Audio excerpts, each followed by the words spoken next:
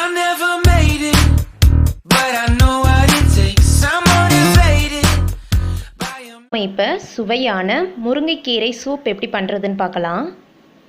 இது பண்ணுறதுக்கு ஃபஸ்ட்டு ஒரு பேனில் 2 டீஸ்பூன் அளவு ஆயில் சேர்த்துக்கலாம். எண்ணெய் சூடான உடனே 1/2 டீஸ்பூன் சீரகம் சேர்த்துக்கலாம். 5 சின்ன வெங்காயத்தை கட் பண்ணி சேர்த்துக்கலாம். இந்த வெங்காயம் நல்லா வதங்கட்டும். வெங்காயம் நல்லா வதங்கிருச்சு. இப்போ இதில் 2 பச்சை மிளகாவை கட் பண்ணி சேர்த்துக்கலாம். கொஞ்சமாக இஞ்சியும் 4 பல் பூண்டும் தட்டி வச்சுருக்கேன், அதை சேர்த்துக்கலாம். இஞ்சி பூண்டை லைட்டாக வதக்கிக்கலாம். அரைக்காமல் இஞ்சி பூண்டை தட்டி சேர்த்துக்கோங்க, வாசனையாக இருக்கும். இப்போ இதில் 2 தக்காளியை கட் பண்ணி சேர்த்துக்கலாம். இந்த தக்காளியை நல்லா வேக விடலாம். இப்போ பாருங்கள், தக்காளி நல்லா வதங்கியிருக்கு. இப்போ இதில் கீரையை சேர்த்துக்கலாம். நான் இப்போ 1 கப் முருங்கைக்கீரையை காம்பெல்லாம் நீக்கிட்டு வச்சுருக்கேன். இதை நாம் தக்காளியோடு சேர்த்துக்கலாம்.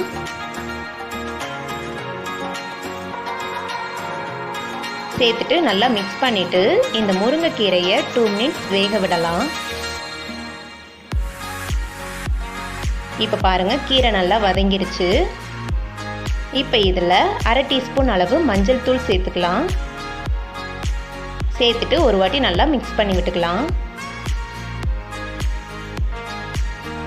இப்போ இதில் தண்ணீர் சேர்த்துக்கலாம். நான் இப்போ 2 டம்ளர் அளவு தண்ணீர் சேர்த்துக்கிறேன். சேர்த்துட்டு எல்லாத்தையும் நல்லா மிக்ஸ் பண்ணி விட்டுக்கலாம். இதை ஒரு 5 மினிட்ஸ் நல்லா கொதிக்க விடலாம். 5 மினிட்ஸ்க்கு அப்புறமா பாருங்கள், நல்லா கொதிச்சு வந்திருக்கு. இந்த மாதிரி நல்லா கொதிச்சு வந்த உடனே இதில் தேவையான அளவு உப்பு, 1 டீஸ்பூன் அளவு மிளகுத்தூள் சேர்த்துக்கலாம். சேர்த்துட்டு ஒரு வாட்டி நல்லா மிக்ஸ் பண்ணிவிட்டு ஸ்டவ்வை ஆஃப் பண்ணிடலாம். அவ்வளோதான், சுவையான முருங்கைக்கீரை சூப் தயாராகிருச்சு. இந்த சூப்பை அப்படியே கீரையோடு சாப்பிட்டா ரொம்பவும் டேஸ்ட்டாக இருக்கும். குழந்தைகளுக்கெல்லாம் கொடுக்கும்போது இந்த சூப்பை வடிகட்டி கொடுங்க, விரும்பி குடிப்பாங்க. கண்டிப்பாக நீங்களும் இதே மாதிரியே ட்ரை பண்ணி பாருங்கள். உங்களுக்கு இந்த டிஷ் பிடிச்சிருந்ததுன்னா லைக் பண்ணுங்கள், ஷேர் பண்ணுங்கள், மறக்காமல் சப்ஸ்கிரைப் பண்ணுங்கள். தேங்க்யூ.